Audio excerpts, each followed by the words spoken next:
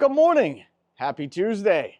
My name is Chris, Sick Wide. Welcome to the channel. On today's video, as you may have noticed from the title, we have a major announcement. We have joined Team Nowaskey. I am so happy and excited to announce this news. Roll the intro.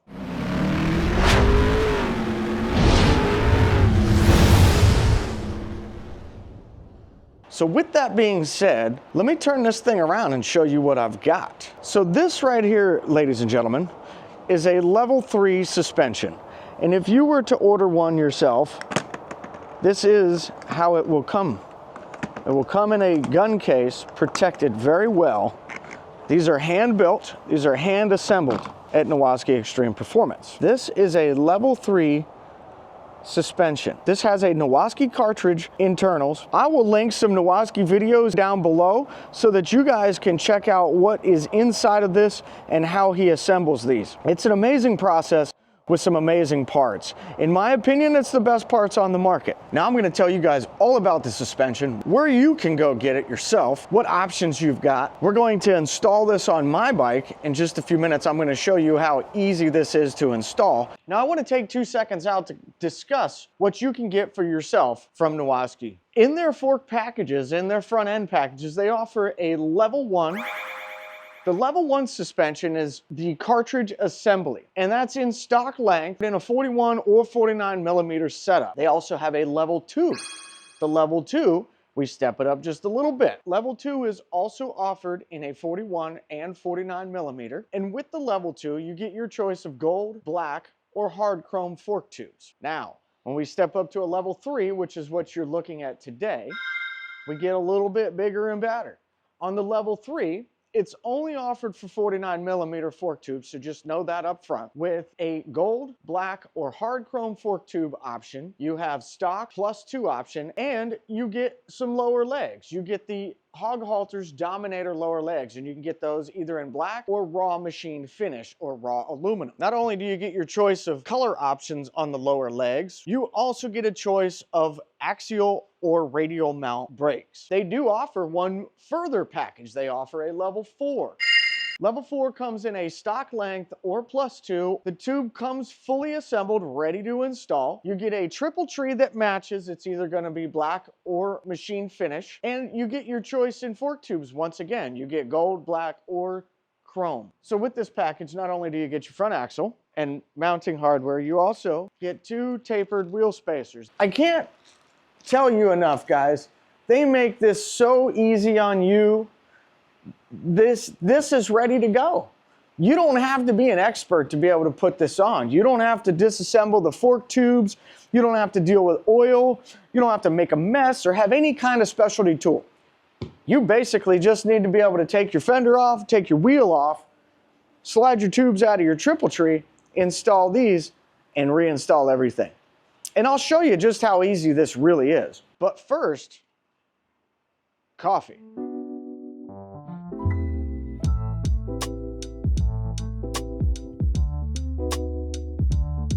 What I'd like to say is that we here at Nowaskey take pride in the parts that we deliver. Not only the parts that we have manufactured, but the parts that we assemble and the quality of parts that we sell, period.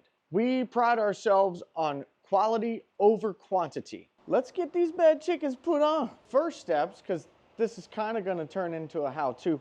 First step, get your bike on a jack and level it.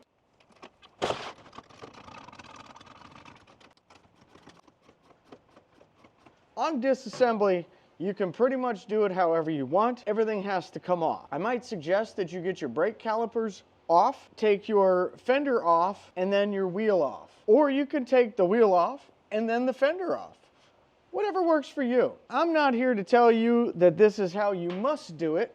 I'm just here to show you that this is the way I'm doing it. Because I'm retaining my stock calipers, I will be running axial caliper mounts rather than radial caliper mounts. Now someday soon, I hope to switch to radial because I've got a nice Brembo master cylinder, and these are pretty nice calipers stock, I have to admit. I know there's a lot of trash talked about them because they're stock, and they are, they're stock, but they're Brembo. I don't know how many people actually realize that the stock calipers are Brembos. So for those of you that didn't know, now you know.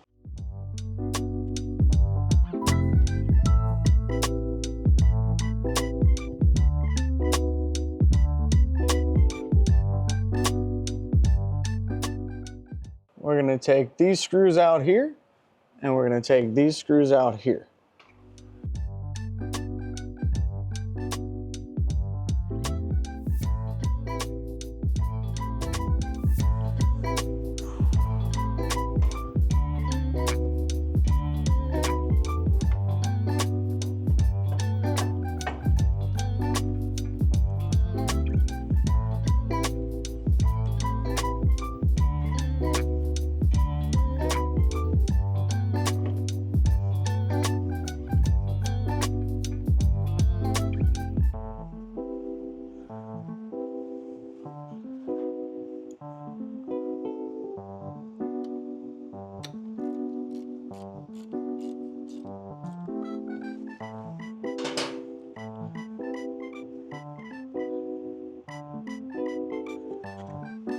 Here's your visual difference between stock and Nowaskey's Level 3. Black tube, beautiful black tube. These hog halter dominators are tough looking. They are super tough looking and they're durable. Stock, it's just that, stock. Nothing super exciting there. Same thing we did on the other side, we're doing on this side. It's just a repeat, rinse and repeat process.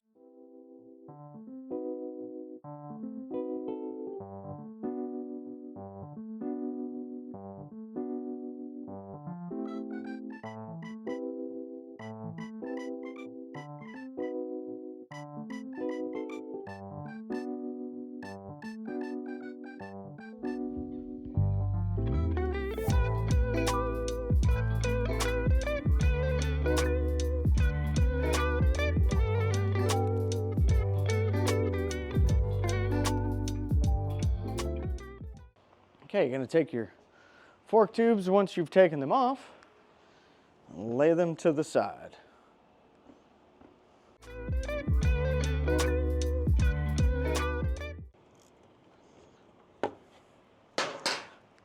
There we go.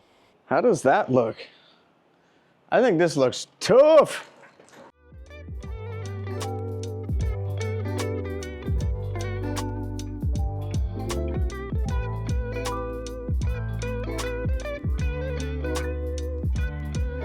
Okay, let's get our axle into place. Get a little anti-seize on there.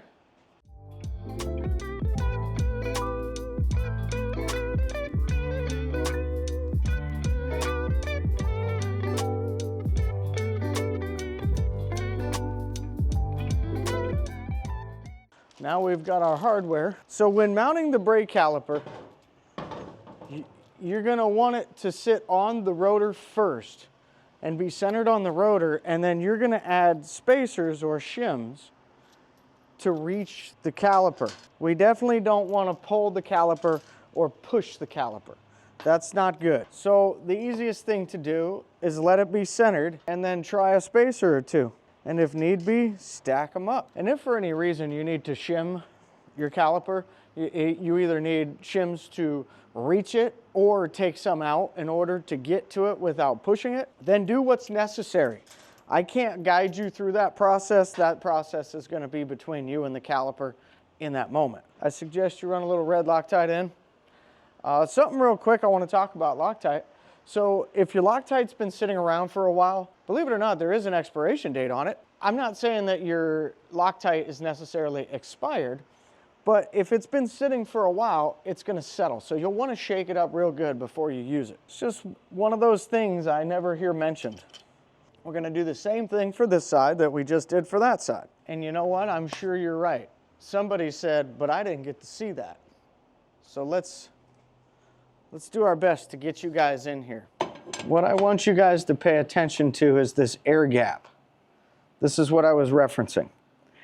Now we have a shim and we put one in there, but can you guys see that? Look, it wants to just fall right out. because there's not enough thickness to it. Now we have these two, and when we put these in, here's what I want to show you is that it holds it up. It's actually too tight. See how that's holding it? It shouldn't be quite that tight. So what we want is to split the difference. So this shim alone is too small. Too small up top, too small on the bottom. So we need another shim that isn't quite as thick as this one. So now I get to step off camera and try to find one right quick. That's much better. If I let go, it wants to fall. So this shim, a little bit thinner than the other one. Now what we're going to do is we're going to get this mounted. We're going to rotate the wheel and let's see if it's dragging or not. And I'll show you what we're looking for.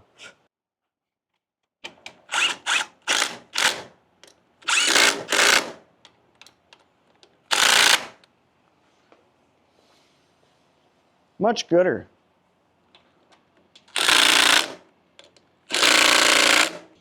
What I want you to see here in just 2 moments is the spacing of our brake pads on both sides. And yes, I'm going to use my phone for the lighting because in today's modern world, I can do that. So what I want you to pay attention to is the spacing on both sides of the rotor.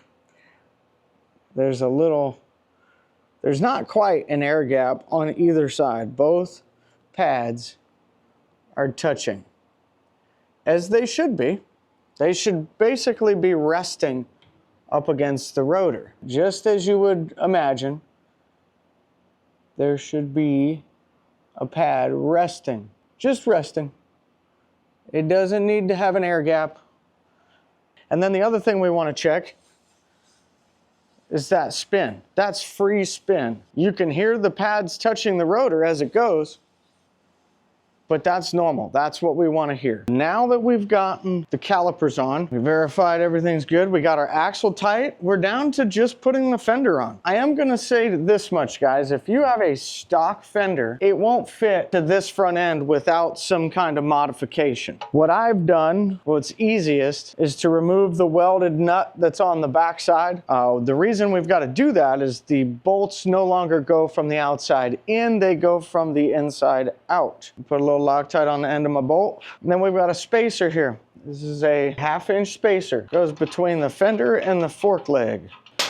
Now you can do this however you want. You can mount both bolts on the same side and then move to the other side. Or you can bounce back and forth as I do and get one on one side and one on the other side. It's entirely up to you. That's the beauty of this. You have free choice. I recommend you get each one of your bolts started before you tighten them down. Now that you've gotten all your bolts in and you got them finger tight, check your fender gap. This is what we're looking for. We're looking for the gap here and the gap here. And we want to make sure that our tire is centered to the front end and our calipers are aligned to the rotors. Once all of this is happy, tighten it down. So I hope that through this, you guys can now feel confident doing your own at home. It's not hard, I promise.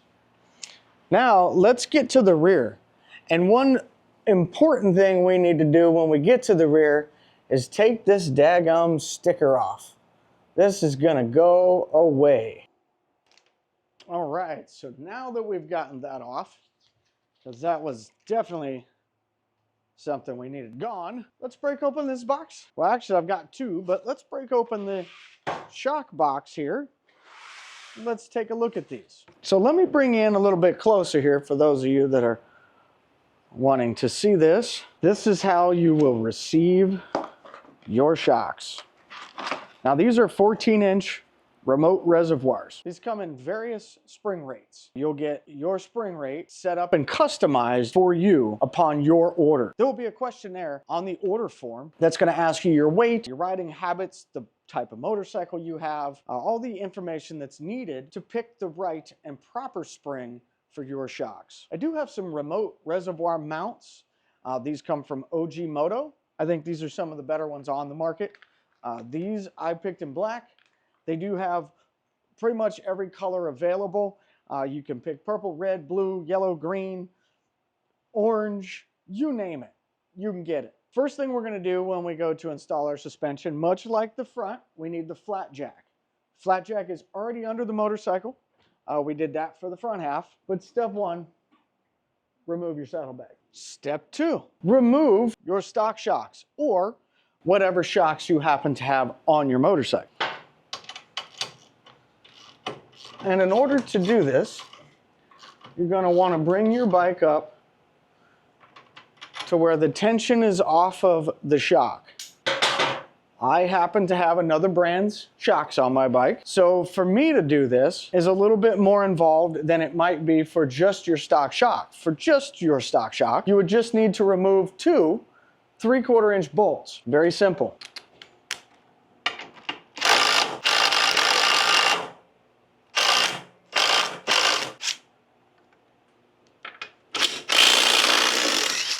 And it really is just that simple.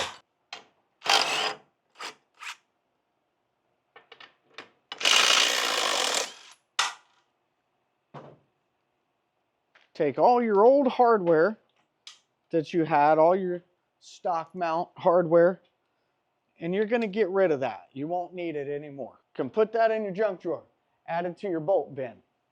It's a great place for it. Now that we've gotten our hardware ready, we're going to use our red Loctite, like always. Dibble dabble a little bit on the bolt. And if you notice, if you paid attention from earlier, I did shake this up again. I know it's only been 20 minutes, but if you get in the habit of shaking it before every use, it'll never settle. Now here we go. Look at these things. These are a thing of beauty.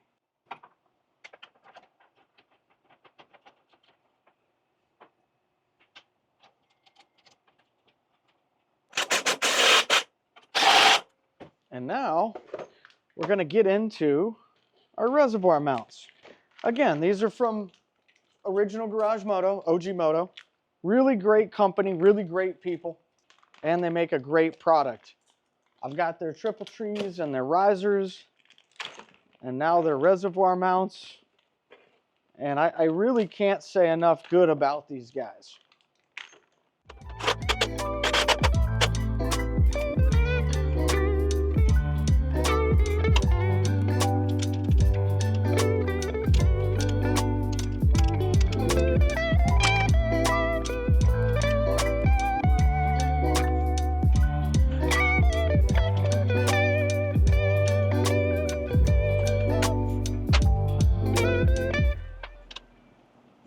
Since we've got this side on, let's move it to the other side.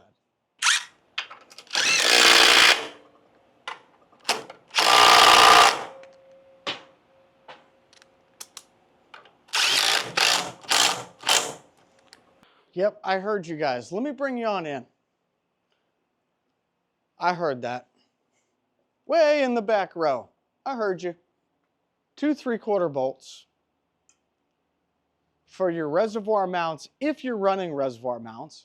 Obviously, if you have reservoir shocks, you're running reservoir mounts. So 2 3/16 Allens, a 5/32 Allen. This is not difficult, guys. This is most certainly something that you yourself can do at home.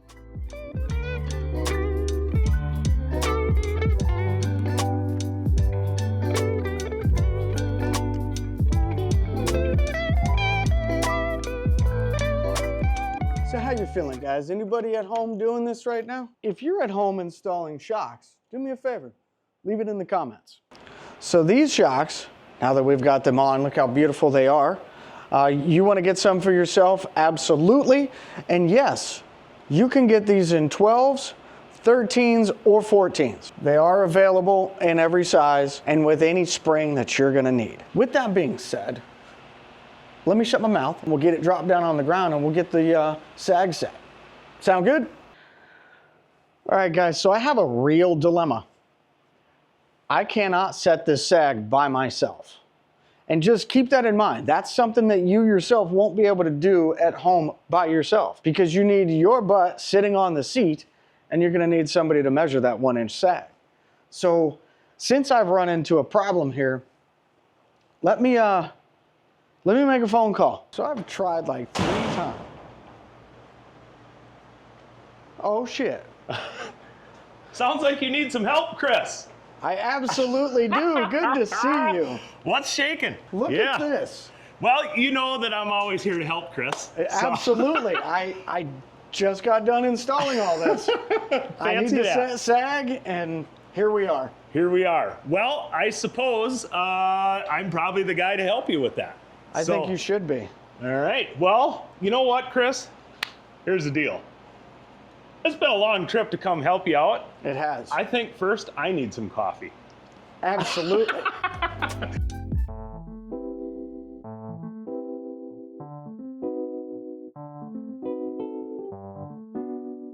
Let's set the sag. Do you want to show them how this is done? Yeah. So, what do you need? I need a tape measure. That's all Perfect. I need to set sag. Chris, I just want to take a minute here. So this, obviously you're running our 14-inch remote reservoir shock, and people get anxious about setting up suspension, right? Yeah. And it doesn't have to be that way. So we're just gonna keep it simple. I like to keep it simple. Obviously we have a lot of adjustment and things going on here. There's just a couple of things that we're looking for, right? So we can kind of, people get anxiety about it, and I just like to keep it simple. So that's what we're gonna do. Okay, there are 80 clicks here. Yep. But they don't need 80. But right. For that, they can get real fine-tuned if they choose to. So the range of adjustment that we have in our valving is greater than anybody on the market. Okay, so that range of adjustment is really the thing to focus on, right? Full soft to full stiff, we have this massive range, and then, for instance, on the rebound, we have 80 points of adjustment within that. So we've just chosen to split it up into 80 points. Not everybody needs that. Right. I tell people, if you're gonna make an adjustment, take a swing at it, 20 clicks, right? So you know what the difference is that you're making. Right. And you can fine tune it from there. I would say most people narrow it down to 5 or 10 click adjustments. It's really the advanced rider that needs those fine tuning clicks, right? And a person can develop into that. The more time and effort you spend on adjusting this, the better your ride is going to be. But ultimately, at the end of the day, it's about making your butt on the seat happy.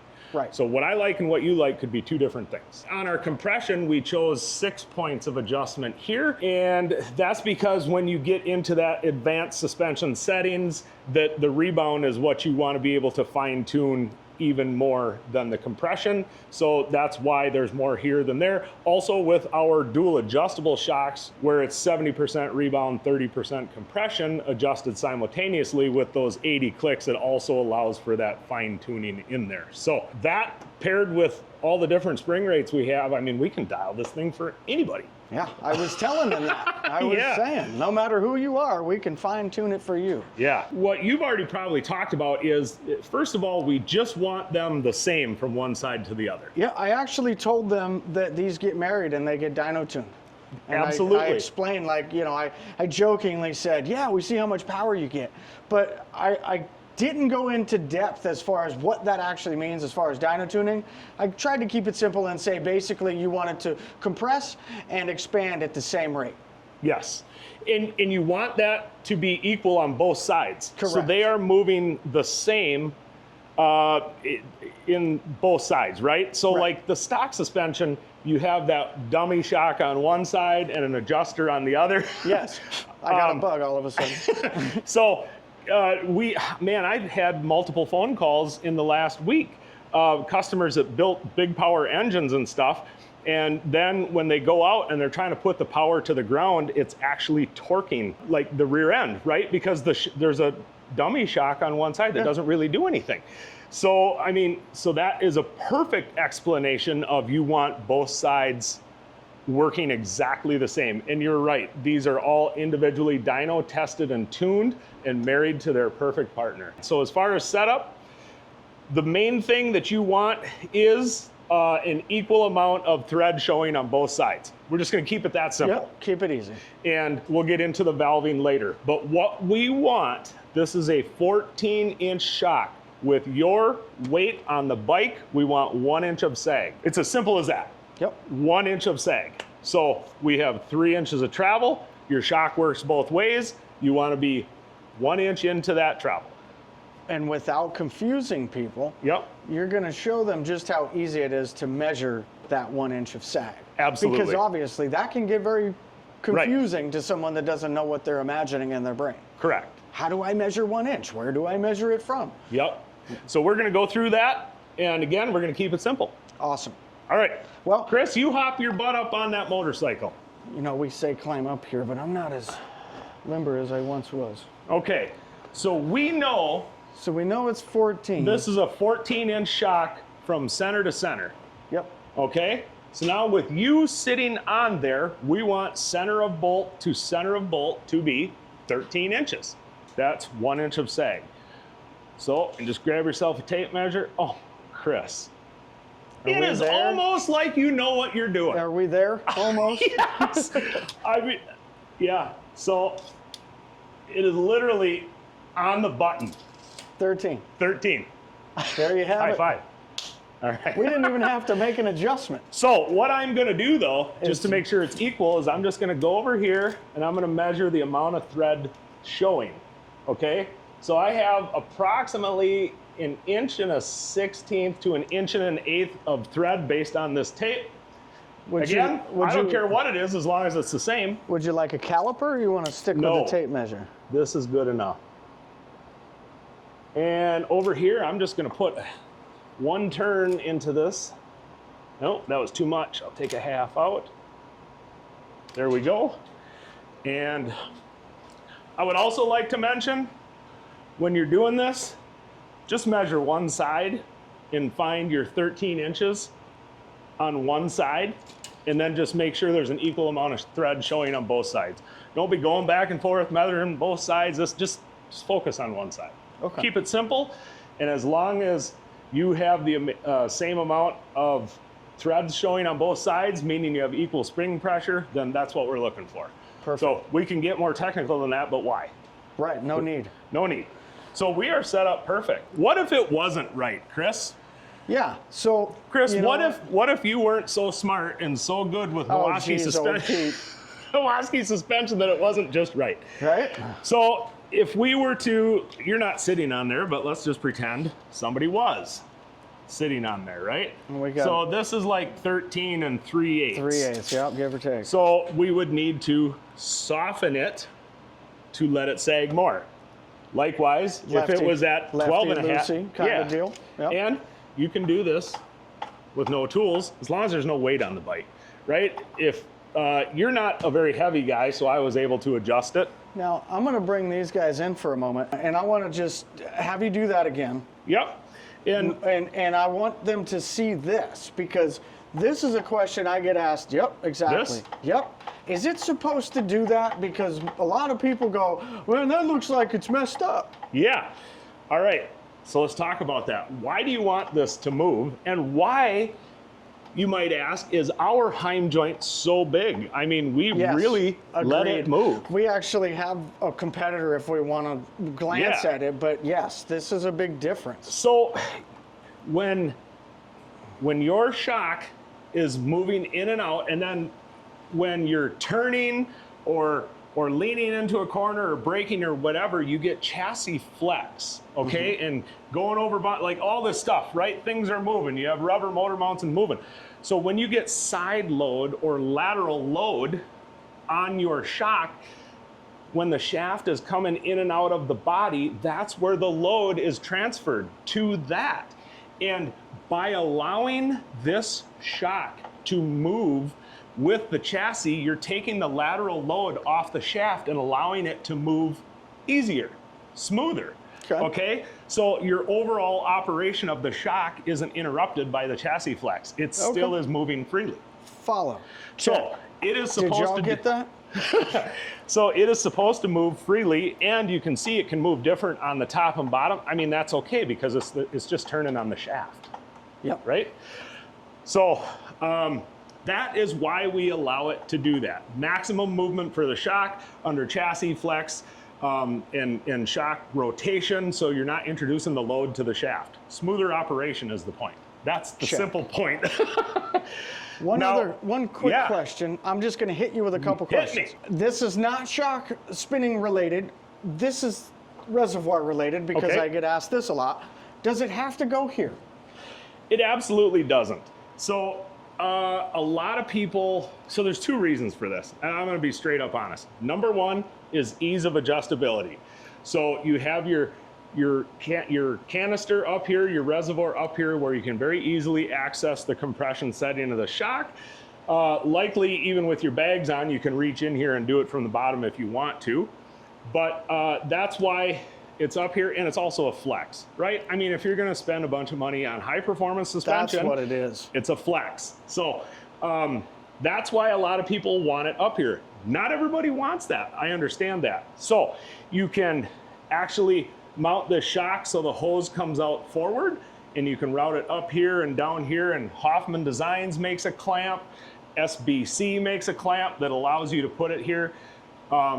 We also sell universal clamps, and then that universal clamp, you can mount it wherever you want. So I've had guys make a mount down here, or they just run it down here, a lot of different, the point is you can do whatever you want. Perfect. Right? With the universal clamp, you'll need to make your own bracket to bolt it to something, but that's, if you want a custom location, that's what you do. You know, with these mounts, we use original garage mounts. We've adopted them as our go-to mount. They have covered all the late model fitments, whether it be stock or CVO or modified or this and that, and they have it in so many different colors. I said that. It's like, and it's just, they do a good job with it. So we stick with what we're good at, and then we let them stick with what they already got figured out. So OG is our go-to, but we do have, again, other options available at Nowaskey.com. And I get this question a lot. Do the mounts come with the shock? No. And I actually just answered that question as to why.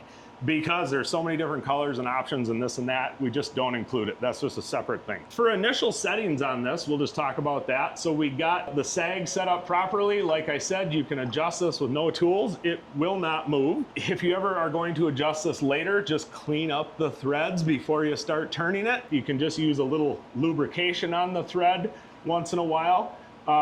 I do want to talk about the fact that we use a Nitride shaft on our suspension. Most shocks have a shiny chrome shaft, and you can see the Nitride shaft is dull, and that's because there's a micro crosshatch on there. It looks like a cylinder.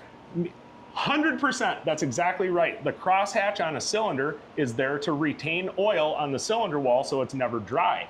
The same is true on our shock. The crosshatch is all done by hand. So you end up with a micro crosshatch or a roughed up finish, and that allows the oil to be retained on the shaft as it goes in and out of the shock.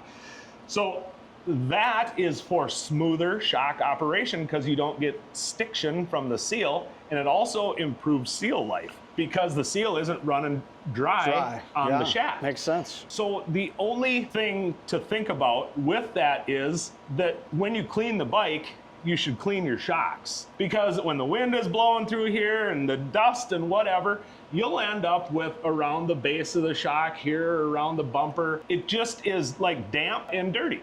And no, there's nothing wrong. You just got to keep it clean. Smoother operation, consistent feel from the shock. There's a reason we do it. You just keep it clean like the rest of your bike. That's all. All right, so we got this thing outside here, and under the sun. A beautiful day, by the way. Nicer than Wisconsin, that's for sure, Chris.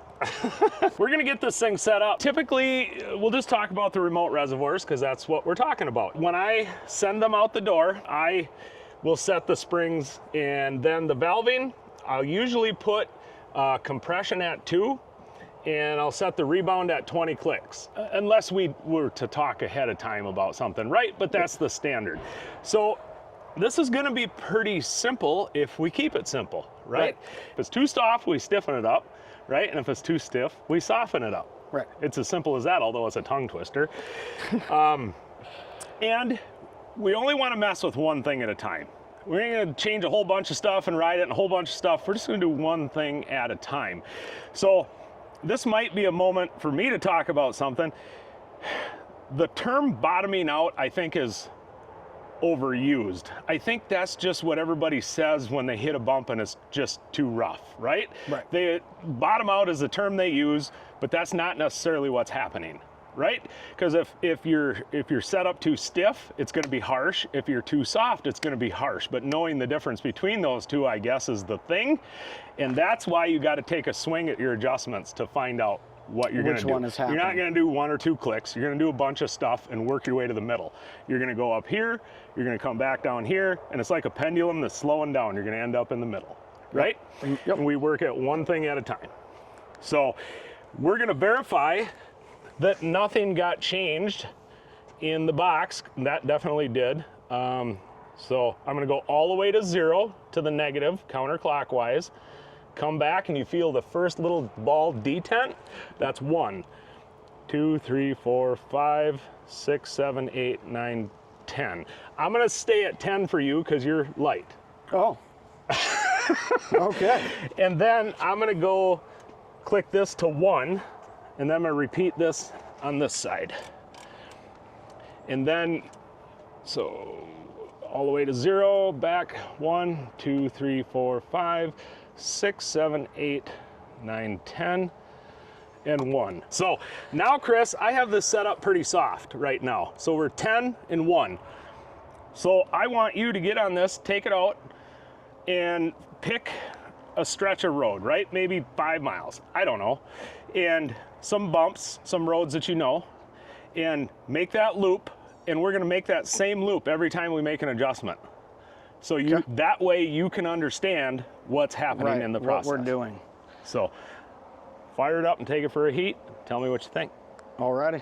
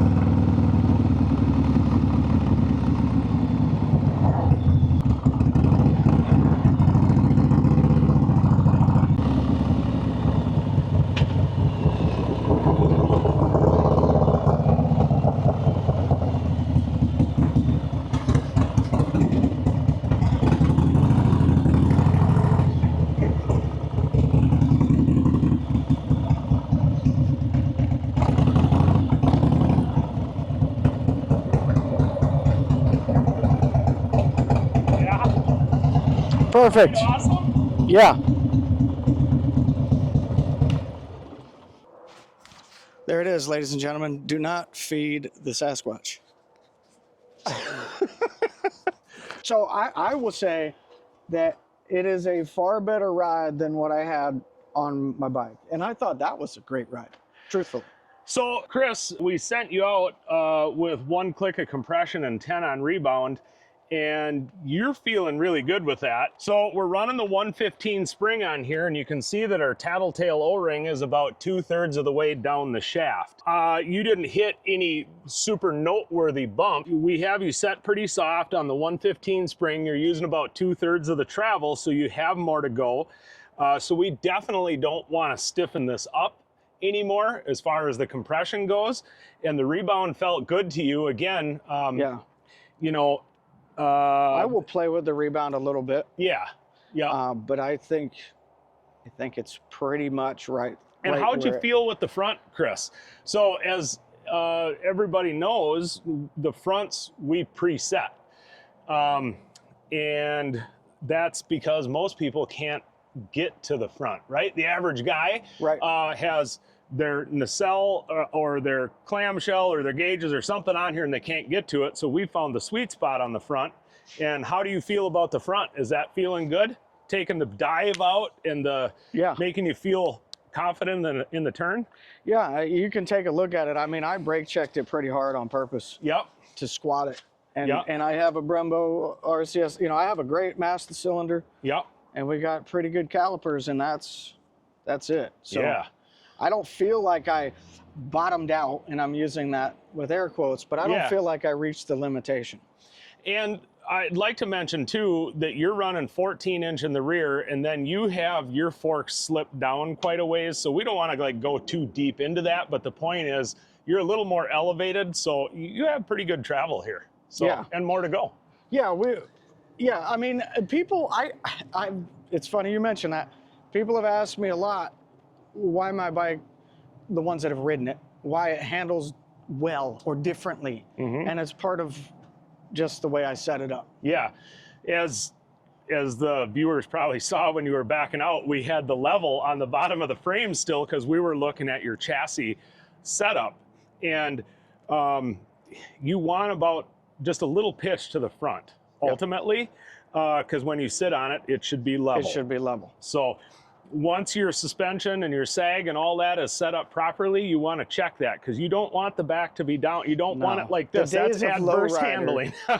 Front is responsive. It is very responsive, diving into the turns and the control because you're transferring the load up there. So awesome. So you think it's a good thing? Well, Chris, I'm telling you what, you had it set up right when I showed up. And it was pretty easy to get you dialed in, but I'm glad I was here for it.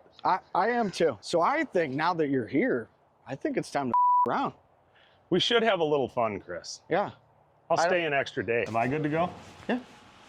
So so now that it's awkward like this, we got all that on recording. It's perfect. You can add it to the blooper. Absolutely. So now that they all know how to install their own suspension, and you all got to see me put it on my bike, and you got to see how badass it is.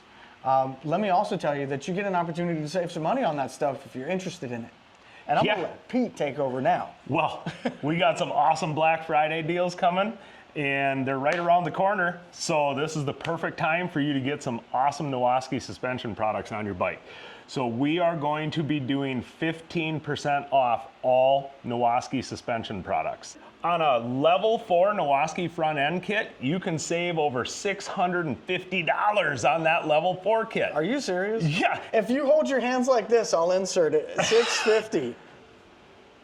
You can save that much. And I'm gonna put a big in there. Yeah, right. And on the remote reservoir shocks, so if you buy a set of Nowaskey remote reservoir shocks, you're gonna save over $250 on the shocks alone. Damn. So, I mean, you can save, so those two together, you're saving almost $1,000 on a full suspension setup. Absolutely. I mean, that's nothing to shake a stick at. No. So, and on the rest of our site, we will have discounts on other products and other brands. You'll have to sort through the site to see what those discounts are, but you're gonna find a lot of great deals at Nowaskey.com this Black Friday season. Check them out. Yeah, and hey, if Chris can do it, anybody can do it. Just kidding. That's the truth. Just kidding. I hope, in all sincerity, guys, I hope you guys got an opportunity to learn something in this video. You got a little bit of knowledge, you feel a little bit of empowerment, and hopefully you choose to go spend a few dollars at Nowaskey.com. Yeah, and we're here to help. I mean, we understand that you guys are doing this yourself. We're here with the information to help you with that and the support you need so you can do this at home because, hey, you can save a lot of money by doing it yourself and you can still have the best products in the industry doing it. Absolutely. So, and as someone once said, you don't have to be a mechanic to do this. I tell you what, this little trip down to Florida here has been awesome. I mean, Hasn't it? Yes. So I'm glad that you came down. And I want to thank you personally. Yes. I want to thank you for everything you've done for me already and all the things that we get into in the future. Hey, I tell you what, all of us here at Nowaskey are happy to have you as part of the team. Awesome. So, Awesome. Awesome. Great. Nowaskey.com. Sick wide glide. And you know, I usually say this on my own at the end, so I'll just go ahead and say it with him standing here. Wherever you be, good morning, good afternoon, good evening, or good night. Stay upside, and we'll see you on the flip.